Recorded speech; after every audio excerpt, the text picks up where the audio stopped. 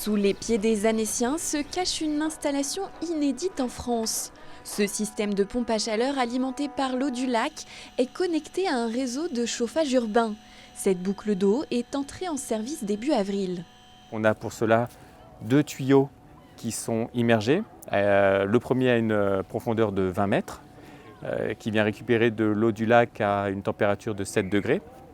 Et un deuxième tuyau qui plonge à 6 mètres et qui vient rejeter l'eau. Il faut savoir que c'est une boucle fermée, donc on ne vient pas prélever l'eau pour la consommer, elle retourne directement dans le lac. On a ici deux échangeurs d'interface qui vont en fait faire en sorte que l'eau du lac ne vient pas alimenter notre centrale de production de chaleur. On vient récupérer les calories et ensuite elles sont transférées dans un autre circuit qui va se charger de convertir cette énergie récupérée en énergie utile pour les abonnés du réseau de chaleur. Les 3 pompes à chaleur de l'installation font ensuite monter l'eau à 65 degrés, température requise pour nos radiateurs et notre douche. Le système est 15 fois plus économe en électricité. Pour la production de chaleur, donc, on dit que pour 3 unités d'énergie de chauffage, en fait, il nous faut une unité d'électricité consommée. Donc ça veut dire que les 2 unités restantes, c'est l'énergie récupérée dans le lac. Pour le refroidissement, c'est encore mieux que ça. Pour 15 unités de refroidissement, on a besoin d'une seule unité pour la consommation d'électricité. Les travaux de la centrale enterrée ont duré 2 ans et demi et coûté 10 millions d'euros.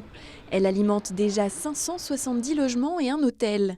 Elle servira également à chauffer la future piscine des Marquisas. On sait à quel point le lac est précieux pour nous les Annéciens. Tout est démontré pour montrer que l'impact est neutre, qu'il n'y a pas d'impact sur la biodiversité et que ça permet de chauffer ce que l'on voit derrière et à venir, la piscine des Marquisas. Donc ça s'inscrit complètement dans la stratégie que l'on a avec la municipalité d'adapter la ville au réchauffement climatique, à la fois sur les questions de renaturation de la ville, mais aussi sur les questions d'énergie. Le système couvre 95% des besoins en chauffage et en eau chaude sanitaire du quartier. Le complément est assuré par des chaudières à gaz qui prennent le relais lors de maintenance ou d'éventuels incidents. Les besoins en climatisation sont quant à eux assurés à 100% par cette boucle d'eau. Cette dernière permettra d'éviter à terme la production de 2600 tonnes de CO2 par an.